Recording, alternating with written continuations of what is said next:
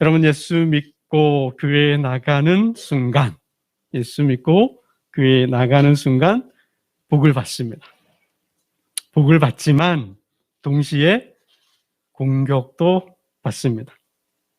예수 믿고 교회에 나가면, 예수 믿으면 하나님의 복을 받아요. 받지만 동시에 세상으로부터, 사람으로부터, 악한 세력으로부터 공격도 받습니다. 오늘 하나님을 예배하는 여러분, 하나님의 백성들 가운데 신앙의 문제로 뜻하지 않게, 원하지 않게 어려움을 당하고 공격당하고 핍박받는 성도님이 계신다면 이 시간 축복하고 하나님의 위로와 하나님의 안위와 함께 하심이 있기를 기도합니다. 여러분, 복음이 전하여지는 곳엔 복음을 적대하는 사람들이 있어요. 예수에 대해서, 교회에 대해서, 기독교, 하나님에 대해서, 교회 다니는 성도들에 대해서 적대적 감정을 갖고 대적하는 사람들이 있다는 거예요. 이 사람들을 보면 참 교회를, 예수를, 또 하나님 믿는 사람들을 참 우습게 여겨요. 그들로부터 멸시와 조롱도 당합니다. 때로는 도를 넘어서 공격과 도전을 받기도 합니다. 예수 소리만 해도 알레르기 반응을 보이고요. 교회 소리만 하더라도 경기를 일으키는 사람들이 있다라는 거예요. 여러분, 그래서 교회는 늘 하나님의 은혜, 하나님의 복 가운데 있지만 세상으로부터, 이게 세상 속에 있잖아요. 그러다 보니 교회를 공격하고 교회를 힘들게 하는 사람들이 있습니다.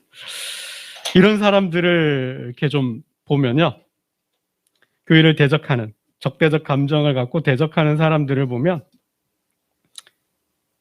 저는 이렇게 규정합니다. 이미 자기가 신이 되어버린 사람이에요. 의식을 하든 의식하지 못하든 이미 자기가 신이 되어버린 사람들입니다. 성경을 그러한 사람들을 교만하다 그러죠. 그럼 첫사람 아담의 실패와 똑같아요. 아담이 왜 선악과를 따먹었어요? 하나님과 같이 되려고 했잖아요. 하나님의 자리에 오르려고 했잖아요. 하나님과 동등한 존재가 되려고 했잖아요. 그 교만이죠. 선악과를 먹어버리죠. 그처럼 이미 자기가 신이 되어버린 사람들이에요. 그런 사람들은 교회를, 하나님을, 예수를 우습게 여기는 거죠. 내가 신인데요. 그런 사람들 뭐라 그래요? 예수 믿으세요. 예수 믿고 복 받으세요. 그럼 뭐라 그래요? 하나님을 믿으니 내 주먹을 믿으라 그러고, 하나님을 믿느니 내 고무신을 믿겠다 그러고, 그런 사람들이 있잖아요. 이미 자기가 신이 되어버렸기 때문에 하나님 없이 살기로 작정한 사람들인 거죠. 종교를 안 가져도 얼마든지 살 수 있다고 생각하는 사람들이 이미 그냥 하나님 없이 어떤 종교도 갖지 않고 살기로 작정한 사람들, 그러니까 무신론자라고 그러죠. 좀 수준 낮은 무신론자들이라고 저는 부릅니다. 그런 사람들이 대적해요. 적대적 감정을 가지고 공격해요. 이런 사람들이 있는가 하면 조금 더 수준이 한 단계 업그레이드된, 좀 발달된, 발전한 사람들이 있어요. 그런 사람들은 이미 자기 신념 체계를 가지고 있어요. 자기 신념 체계, 어떤 삶의 가치 체계를 가지고 있어요. 이미 자기 세계관을 구축한 사람들이, 그런 사람들은 신앙을, 종교를, 기독교를 좀 우습게 생각하죠. 이런 사람들은 뭐예요? 자기 지식으로 사는 사람들이에요. 자기 지식으로 사는 사람들. 나도 똑똑해. 나도 알 만큼 알아. 나는 다른 거 안 믿어. 나는 내 자신을 믿어. 나는 확인되고 나는 검증된 그런 것만 믿어. 라고 말을 하는 사람들이죠. 그러니까 이성을 믿고 사는 사람들이에요. 합리적이어야 되고, 이성적이어야 되고, 상식적이어야 되는 거죠. 불합리하고 내 상식과 내 이성에 안 맞으면, 맞지 않으면 뭐예요? 믿지 않는 거예요. 불합리하다고 생각하고 부조리하다고 생각해요. 그런 사람들은 종교를, 신앙을, 기독교를 안 믿죠. 거부감 일으키는 겁니다. 요즘 더 하죠. 이러한 사람들은 전 세계 자연과 우주와 역사, 어떤 삶과 죽음에 대한 이미 자기의 가치관을 가지고 있어요. 이거를 체계화해서 철학한 사람들인 거예요. 그러니까 이런 사람들을 이데올로기적인 사람 그러기도 해요.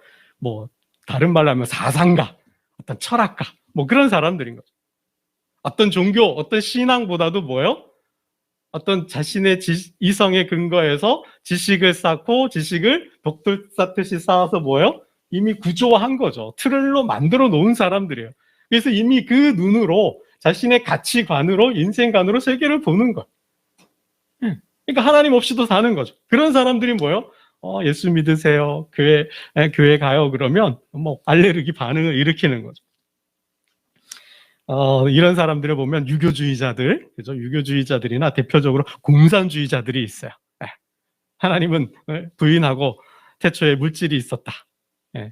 어떤 물질, 유물, 그 인간의 정신은 신에 대한 어떤 신앙은 물질에서부터 나온다, 뇌에서부터 나온다, 뭐 이렇게 주장하는 자연주의자들이, 과학주의자들이 있다라는 거죠. 이들은 경험을 중요시해요.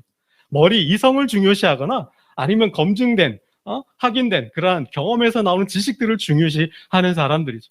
그러니까 그런 사람들 세계 속에는 뭐요? 신이, 하나님이 들어갈 수가 없어요. 삐집고 들어갈 틈이 없어요. 그러니 뭐 종교 얘기하면, 신앙 얘기하면 뭐 경계하는 거죠. 여러분, 또 한 부류의 사람들이 있어요. 복음에 대해서 적대적인 반응을 보이는 사람들이 이미 종교를 가지고 있는 사람들. 이미 종교를 가지고 있는 사람들은 뭐 그걸 체계화했던 체계화하지 않았던 자신의 어떤 믿음의 대상이 있어요. 그리고 그 믿음의 대상을 섬기는 예법이 있죠.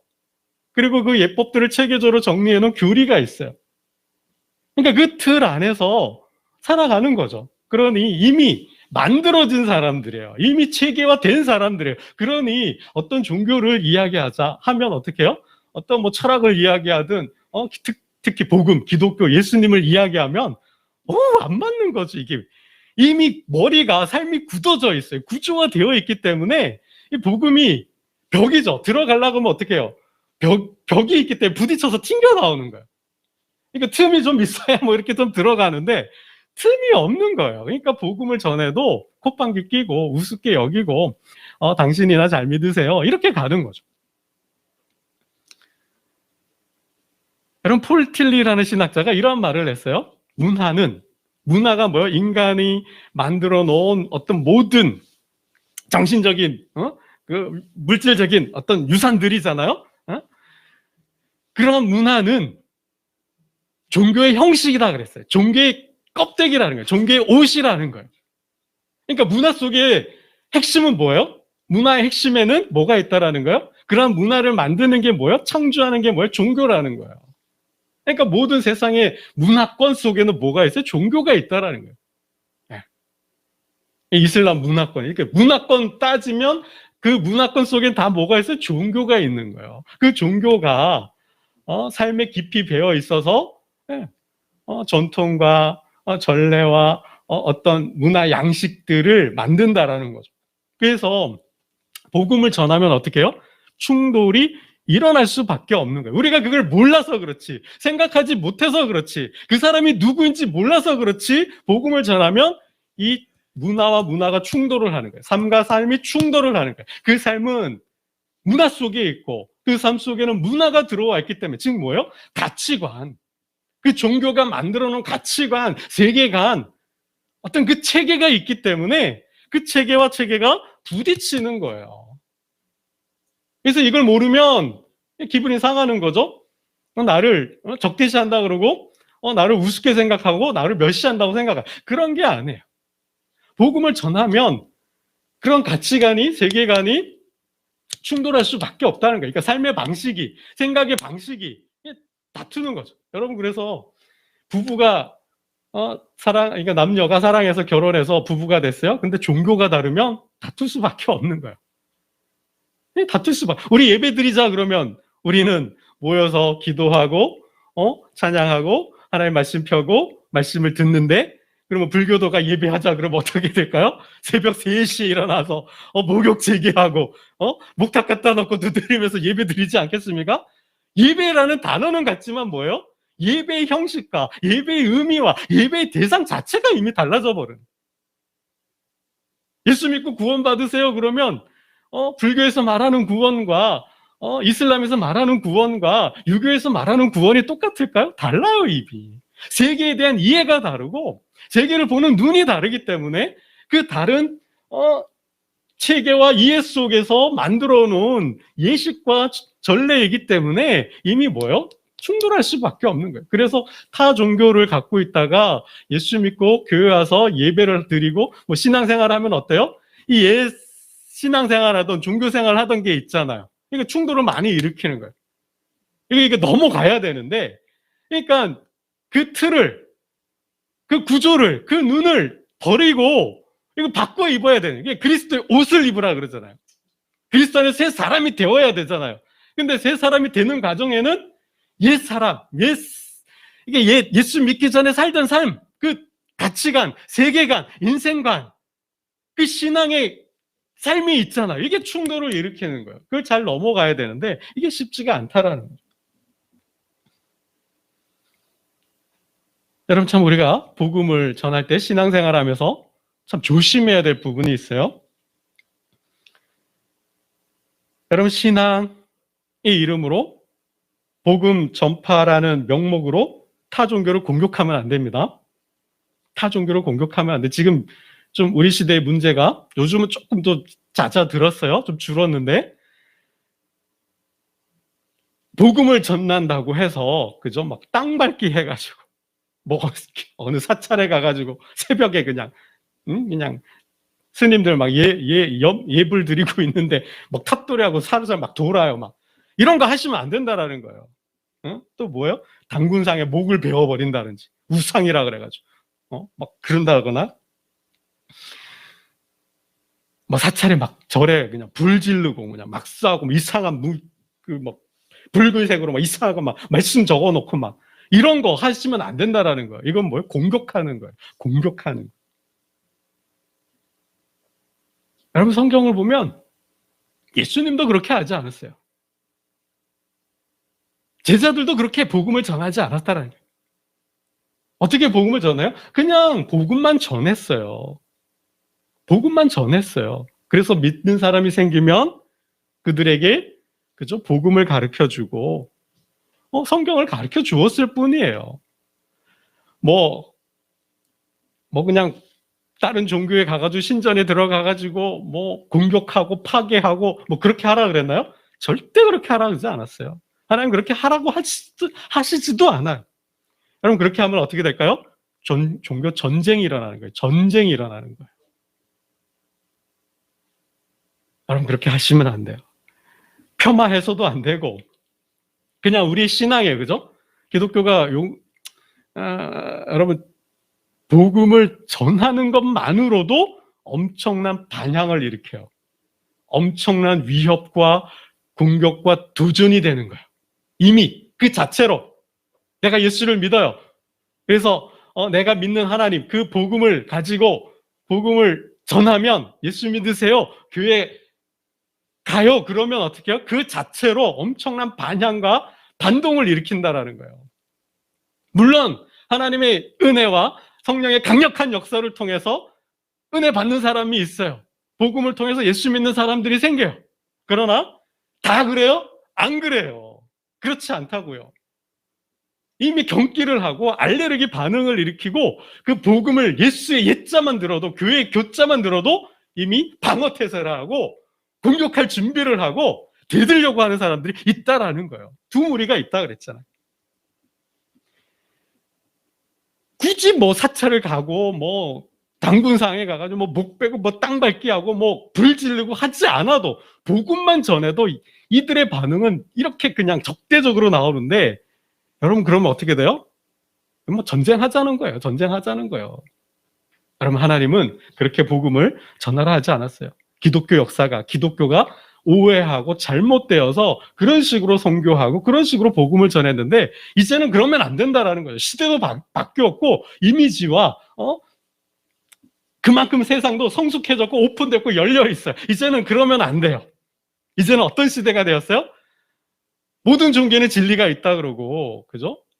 그 종교의 진리를 믿고 신앙생활 잘하면 구원이 있다고 하는 시대가 됐잖아요. 종교다원주의 시대가 되어버렸어요. 그래서 이제는 역으로 욕공이잖아요. 교회를 욕하잖아요. 예수를 욕하잖아요. 기독교를 공격하잖아요. 너네만 뭐 진리가 있고 너네만 구원이 있냐? 우리도 있다. 이렇게 나오잖아요.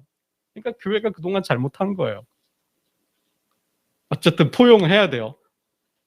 안아줘야 돼요. 그들의 진리를 인정해 주라는 게 아니라 뭐 배타적이고 뭐 독선전이고 독단전이고 너네밖에 모른다 하더라도 그건 어쩔 수 없는 거죠.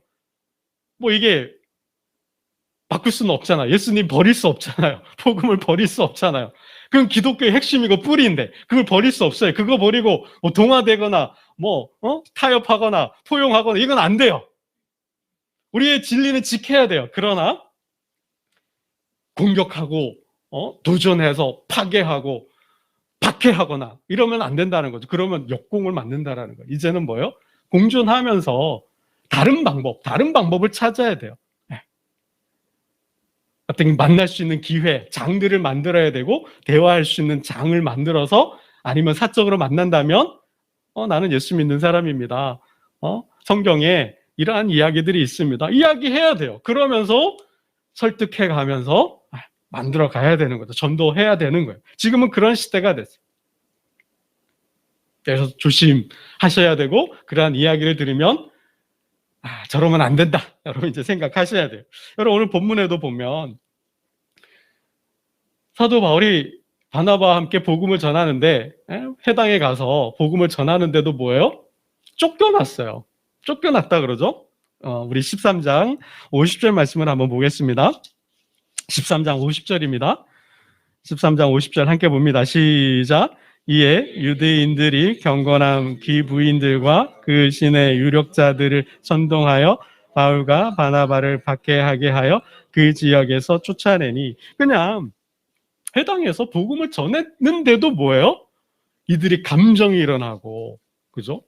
불편하고 마음에 찔리죠. 불편하고 분노가 일고 화가 일어나서 사람들을 선동해서 쫓아냈어요. 그 지역에 쫓아냈어요.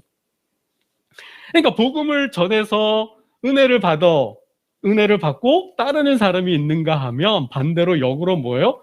불편해지고 감정이 일고 화가 일어나서 분노해서 선동해서 쫓아내는 적대적인 반응을 보이는 사람도 있다라는 거예요. 그래서 이 두 반응이 다 있어요. 그래서 어쩔 수 없이 비시디아 안디옥을 떠나서 이고니온에 왔는데 이고니온에서도 회당에 들어가 복음을 전했는데 어때요? 똑같은 현상이 일어나죠? 우리 2절 말씀을 14장 2절 말씀을 함께 보겠습니다. 14장 2절입니다. 함께 봅니다. 시작. 이에 죄송합니다. 14장 2절 다시 봅니다. 시작.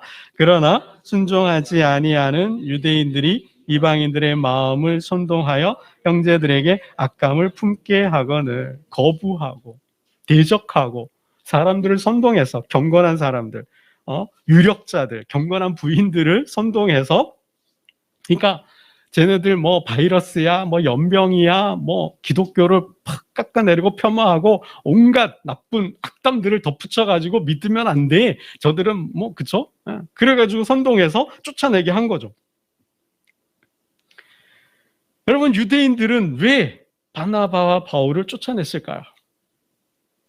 이들은 이러한 자들입니다. 스스로를 가리켜서 영생 얻기에 합당하지 않은 자로 자처했다 그랬어요. 13장 48절이죠. 유대인들 중에 이러한 반응을 보인 사람들이 있었다는 거예요. 오늘날에도 마찬가지예요. 이러한 반응을 보이는 사람들이 있어요. 48절, 13장 48절을 함께 보겠습니다. 시작. 이방인들이 듣고 기뻐하여 하나님의 말씀을 죄송합니다. 46절이군요. 46절을 보겠습니다. 46절 시작. 바울과 바나바가 담대히 말하여 이르되 하나님의 말씀을 마땅히 먼저 너희에게 전할 것이로되 너희가 그것을 버리고 영생을 얻기에 합당하지 않은 자로 자처하기로 우리가 이방인에게로 향하노라. 유대인에서 이제 이방인에게로 복음이 방향이 바뀌었어요. 그 이유가 뭐냐? 유대인들은 우리는 필요 없다라는 거죠. 복음, 예수 필요 없다라는 거예요. No thank you. 괜찮다라는 거예요. 우리는 내가 믿는 하나님을 그냥 믿겠다는 거죠. 나는 내 방식대로 모세의 율법대로 그냥 하나님을 믿겠다라는 거예요. 그렇기 때문에 이러한 유대주의자, 유대교를 신봉하는 모세의 율법을 추종하는 사람들이 있었기 때문에 예수를 배격하는 거죠. 유대교와 예수님과 유대교의 충돌은 그러니까 유대교와 이 기독교의 충돌은 이미 예수님 시대부터 있었죠. 예수님 시대부터 바리새인들, 율법학자들, 뭐 여러 가지 정치적인 사회적인 이유 때문에 예수를 싫어하는 사람들이 있었잖아요. 그러니까 이미 예수님이 이 땅에 오셔서 하나님 나라 복음을 전하는데 뭐예요? 이를 부득부득 갈면서, 그죠? 온갖 시비를 걸면서, 조롱하면서, 박해하면서, 예의주시하면서 그냥 어디 무슨 말을 하나 들어보자 그러고 사람을 붙여서 스파이처럼, 그죠? 뿌락지를 보내가지고 감시하면서 예수님을 대적하고 공격하잖아요. 이게 이미 예수님 때부터 유대교는 이렇게 충돌을 예수님과 유대교가 충돌을 했어요. 그렇기 때문에 그 충돌이 유대교의 충돌이 제자들 가운데도 그리고 오늘 복음과 세계 가운데 속에서도 충돌을 계속해서 보이는 거예요. 보일 수밖에 없어요. 여러분 유대교와 예수님이 충돌한 이유가 뭘까요? 무엇을 충돌하나요? 뭐 다 설명할 수는 없지만 보면 예수님이 자칭 스스로 뭐라 그랬어요? 하나님의 아들이라 그랬어요. 나는 하나님의 아들이다. 나와 아버지는 하나다. 이게 무슨 말이에요? 하나님이 나는 하나님의 아들이고 동시에 나는 하나님이다. 그건 뭐예요? 나는 누구예요? 나는 누구예요? 하나님이 되는 거죠. 그런 유대인들 관점에서 그런 말을 하는 예수님이 이해가 되겠어요? 포용이 수용이 되겠어요? 안 되는 거예요. 이거는 그네들의 교리와 배치가 되는 거예요. 반하는 거예요. 유대인들에게 있어서 하나님은 어떤 하나님이에요? 오직 하나님은 한 분이시다. 한 분이신 거예요. 그 하나님이 뭐라 하셨어요? 우상을 만들지 말라 그랬어. 이창호 집사님도 기도해 주셨는데 상을 만들지 말라 그랬어요. 그 하나님만 섬기라 그랬죠. 그러니까 유대교의 하나님은 일신론이에요. 일신론. 하나님 한 분밖에 없는 거예요. 그분만을 섬겨야 되는 거예요. 그분을 어떤 형상으로도 만들면 안 돼요. 또 그분은 뭐예요? 영이시잖아요. 그런데 인간인 예수가 하나님이라고, 하나님의 아들이라고, 더군다나 메시아 구원자라고 여러분 이게 돼요? 받아들여져요? 안 받아들여지는 거예요. 이미 뭐예요? 예수님의 복음 선포는 이미 유대계에서 충돌을 일으킬 수밖에 없는 거예요. 그러면서 예수님은 뭐예요? 하신 말씀은 그게 진리잖아요. 그게 참이잖아요. 나는 예수님이 성전도 정화하셔요. 그죠? 성전에 들어갔더니 뭐 장사치들이 있으니까 하나님의 집을 기도하는 집을 너희가 도둑의 소굴로 바꿨다 그래서 다 쫓아내셨잖아요. 성전을 정화해요. 또 뭐요? 안식일 또 독특하게 안식일에만 병자들을 막 고치시잖아요. 안식일도 어겨요. 하지 말라는 걸 자꾸 하셔요. 그리고 또 뭐요? 모세 율법은 그러니까 충돌을 하잖아요. 해석의 갈등을 일으키시는 거예요. 모세는 이렇게 말했지만 나는 이렇게 말한다라는 거예요. 그러니까 유대인에게 있어서 이스라엘 백성들에게 있어서 모세는 어떤 존재요? 하나님 다음 서열이잖아요. 아브람급이잖아요. 하나님의 말씀 법을 받았잖아요. 그 국가의 기틀을 만들고 애굽에서 출애굽한 하나님의 영도자이잖아요. 그런 모세보다도 네가 크다고? 그러니까 예수님의 말씀은 나는 모세보다 크다는 얘기. 성전을 그렇게 하신 것은 뭐예요? 나는 성전보다도 크다는 거죠. 더 나아가서 뭐예요? 믿음의 조상, 그죠? 이스라엘의 조상인 아브라함도 나를 보려고 했다. 아브라함보다도 나는 먼저 있었고 아브라함보다도 내가 크다. 그가 나를 보려고 했다. 이게 뭐예요? 그러니까 유대인들의 기원과 성전과 또 그 사회를 역사를 움직이는 법을 보다도 높다고 크다고 이야기하는 유대인들이 이게 받아들여지겠어요? 안 받아들여지는 거죠. 그러니 어떻게 해요? 결국은 이 교리적 차이로 인해서 유대인들이 예수를 박해한 거죠. 십자가에 못 박아 죽인 거죠. 이게 충돌을 하는 거예요. 이러한 유대교의 충돌은 이 땅의 모든 종교와 충돌을 일으킬 수밖에 없는 거예요. 그래서 복음을 선포하는 순간 예수를 믿으세요. 하나님 믿으세요. 하는 순간 어떻게 해요? 그네들의 종교와 이데올로기와 그들의 신념 체계와 그들의 신앙과 충돌할 수밖에 없는 거예요. 선포 그 자체가 저들은 뭐예요? 위협으로, 도전으로, 공격으로 받아들여질 수 있다는 거죠. 그래서 두 부류가 있는 거예요. 하나님의 강권적인 역사, 믿음을 주시기로, 구원하시기로 작정된 자들은 구원을 받지만, 아닌, 도전하고, 공격하고, 모세를 추종하고, 그들의 법을 추종하고, 하는 자들은 어떻게 해요? 버림받는 거죠. 스스로가 뭐요? 필요 없다, 노 땡큐라고 하는 사람들이니까. 여러분, 결정적인 차이는 뭐예요? 유대인들은 모세의 율법이에요. 모세의 율법을 지킴으로, 모세의 율법을 행함으로 구원을 받는 거예요. 근데 예수님이 전면 부인했잖아요. 그거 아니다. 나를 믿어야 한다라는 거죠. 나로 말미암지 않고는, 나를 통하지 않고서는 아버지 하나님께 갈 수 없다. 하나님 나라, 구원, 생명, 누구를 통해서? 나를 통해서 얻는다라는 거죠. 그러니까 모세의 율법에서 구원의 방법을, 수단이, 방편이 어떻게 해요? 은혜로, 예수로 바뀌었죠. 유대인들이 받아들여질까요? 이거예요.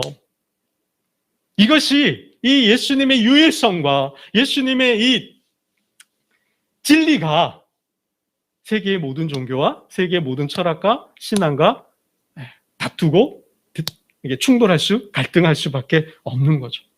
여러분, 그래서 예수 믿는 사람들 중에 뜻하지 않게, 원하지 않게 어려움을 당하는 사람들이 있는 거예요. 고통을 당하고 수 있는 거죠. 대대 자사 손손 대대로 유교의 집안에 있는 거예요. 장손으로 내가 장손이에요. 근데 장손이 그 유교의 가르침을 버리고 예수 믿겠다, 교회 갑니다, 예배 드리겠습니다. 이게 되겠어요? 안 되는 거예요. 안 되는 거예요. 자자손손 대대로 어머니 때부터 철저하게 불교의 가르침을 받아서 불자가 됐는데 그 가르침을 버리고 그 종교를, 신앙을 버리고 예수를 믿는다? 여러분, 이게 안 쉬운 거죠. 가겠다 그러면 어떻게 해요? 이게 전쟁이 되는 거죠. 내 눈에 흙이 들어가기 전에는 안 된다, 이렇게 나올 수밖에 없는 거죠. 여러분, 유대인들이 예수님을 죽인 이유는 교리적인 이유도 있어요. 그러나 이면에 근원적 동기를 찾아보면 그들의 마음에 뭐가 있어요? 시기와 질투가 있다라는 거예요. 교리적 차이도 있지만 하나님의 말씀, 법에 대한 해석의 충돌도 있었지만 근원적인 박해의 이유는 시기와 질투라는 거예요. 의식하든 의식하지 못하든 세상은, 믿지 않는 사람들은, 교회를 경기하고 알레르기 반응을 일으키는 사람들은 이미 무의식적으로 그들은 뭐예요? 하나님에 대한, 교회에 대한 공격, 잘못된 의식과 부정적 의식과 공격하고자 많은 마음이 있다라는 거예요. 그 이면엔 뭐가요? 시기와 질투가 작동하고 있다라는 겁니다. 예수님 믿는 사람들이 더 많아지죠. 예수님의 이름이 더 높아져요. 예수를 믿는 사람이 점점 더 많아져요. 인기가 높아지는 거예요. 명성이 나는 거죠. 유명해지는 거죠. 그걸 싫어하는 거예요. 시기하는 거예요. 그러면서 어떻게 돼요? 자연히 세력화되는 거를 걱정하고 염려하는 거예요. 크기 전에 뭐예요? 싹을 잘라버린다라는 거예요. 여러분, 이치는 이런 거예요. 내가 지금 호떡집을 하고 있어. 장사가 좀 잘 돼서 먹고 살고 있는데 내 앞집에 또 호떡집 생겼어요. 어떻게 돼요? 용납할 수 있어요? 용납이 안 되는 거예요. 내가 지금 중국집을 하고 있는데 내 앞집에 또 중국집이 생겼어요. 여러분, 돼요? 견제 들어가는 거죠. 모한 사람 같은 경우는, 악한 사람 같은 경우는 어떻게 해요? 가짜 배달 시키잖아요. 폭탄 주문하잖아요. 그렇게 되는 거죠. 그렇게 가는 거예요. 그러니까 예수님이란 존재가, 예수님이 복음 선포, 하나님 나라를 통하여서 믿는 자들이 많아지니까 정통 그 기득권 세력들이, 그 종교 세력들이 어떻게 해요? 견제하는 거예요. 공격하고 핍박하고 박해하는 거죠. 그게 싫은 거예요. 그 이면에 뭐가 있다라는 거예요? 시기심과 질투가 있다라는 거예요. 그걸 못 보는 거예요. 못 보는 거예요. 여러분, 그래서 교회가, 우리가 복음을 전하려고 그러면 가족 간에, 이웃 간에 충돌을 일으키는 이유들이 바로 그렇다는 거죠. 내가 예수 믿고 복을 받았어요. 내가 장로님이 되고 그 복을 통해서 경제적인 여유도 있고 좀 사회적인 직위도 있고 그랬는데 어떻게 해요? 복음을 전하니까 무의식적으로 싫은 거예요. 막 질투가 나는 거예요. 셈이 나는 거예요. 그래서 어떻게 해요? 공격하는 거죠. 여러분, 말씀을 맺겠습니다. 현상적으로 제가 이런 말씀을 드렸는데, 이 이면에는 복음에 대한, 예수와 교회와 하나님에 대한 이러한 알레르기 반응, 경기적 반응, 적대적 감정을, 악감을 품게 하는 거, 이러한 일들에는, 배후에는 누가 있어요? 사단이 있다라는 거예요. 여러분, 그래서 영적인 분별을 하라고 주님 말씀하시는 거예요. 영적인 분별이 돼야 기도하게 되고, 기도를 통해서 뭐요? 저들과 맞짱 뜰 수 있는, 상대할 수 있는, 대적할 수 있는, 싸울 수 있는 힘을 기를 수 있다라는 거예요. 내 자신이 그러한 공격으로부터 방어할 수 있는, 공격할 수 있는 힘을 길러야 할 뿐만 아니라, 그러한 싸움에 지지 않고 승리할 수 있는 힘을 기르는 방법이 여러분 바로 영적으로 깨어 있어야 한다는 거예요. 그래서 주님이 깨어 있으라는 거죠. 여러분, 주님의 사역 속에도 얼마나 사단의 공격이 많았습니까? 이제 목수의 아들의 삶을 마감하고 하나님의 아들로서 하나님 나라 사역을 시작을 하려고 하니 사단의 공격이 있잖아요. 먹을 것으로 공격하고 기적 뛰어내리라 그러고, 그렇죠? 나한테 한번 머리 숙이면 내가 나라를 전 세계를 다 준다 그러잖아요. 이런 공격을 하죠. 뿐만 아니라 뭐요? 성령의 역사를 통해서 귀신을 쫓아냈더니 사람들은 뭐라 그래요? 미쳤다 그러고, 귀신의 왕 바알스입을 입혔다 그러고, 그죠? 이게 다 누구의 장난이에요? 사단의 공격이에요. 심지어는 제자들을 통해서도 공격하잖아요. 제자들이 다윗의 나라가 설 줄 알았잖아요. 그러면 나는 한 자리를 얻는 거예요. 높은 자리 가는 거예요. 그러면 제자들끼리 싸우게 하죠. 그러면서 뭐요? 이제 예루살렘에 올라가면 내가 고난을 당하고 죽음을 당하고 사흘 만에 다시 부활할 거야 그랬더니 베드로와 제자들이 뭐래요? 만류하잖아요. 못 갑니다. 안 됩니다. 그런 일이 일어나서는 안 됩니다. 주님이 뭐라 그러셔요? 하나님의 일을 생각하지 않고 사람의 일을 생각한다. 베드로, 너는 나를 넘어지게 하는 자다. 이게 뭐예요? 다 사단의 공격이라는 거죠. 육체적으로 공격하고요, 신체적으로 공격하고, 영적으로 이렇게 공격하는 거예요. 육체적으로는 뭐예요? 귀신 들렸더니 막 물속에 들어가게 하고, 불 속에 들어가게 하고, 높은 데서 뛰어내리게 하고, 이게 다 사단의 장면이죠. 마음적으로도 뭐예요? 악한 생각들, 충동들 일으키게 하고, 그죠? 미워하고 시기하고 다투고 싸우게 분열하게 하는 그러한 정신적인 공격도 있어요. 그리고 영적으로도 공격하는 거죠. 여러분, 그래서 복음이 전파되는 순간 성령이 역사하지만 동시에 악한 영도 역사하는 거예요. 그래서 분별해야 돼요. 싸울 수 있는 힘을, 맞짱 뜰 수 있는 힘을 길러야 돼요. 그래서 사도 바울은 하나님의 전신 갑주를 입으라 그랬어요. 그러한 공격을 파하고 유혹에 넘어가지 않고 진리를 수호하면서 구원의 흔들림이 없으면서 믿음으로 막아내고 말씀으로 싸우는, 그죠? 로마 병사의 그 전투복을, 장군복을 입으라 하셨습니다. 여러분, 세상 속에서 하나님의 복도 받지만, 은혜도 받지만, 복음을 전하려 하면, 사역을 감당하려 하면 악한 영이 함께 공격하고 도전합니다. 하나님의 전신갑주를 입고 나를 지키면서, 우리 가정과 직장과 일터와 교회를 지키면서 세상을 복음화하는, 천국으로 만들어가는 하나님의 군대가 되시기를, 멋진 힘 있는 군대가 되시기를 주님의 이름으로 축원합니다. 기도드리겠습니다. 하나님 아버지, 감사합니다. 예수를 믿고 하나님의 자녀가 되고 이제 사명을 감당하려 하니 세상이 공격해 옵니다.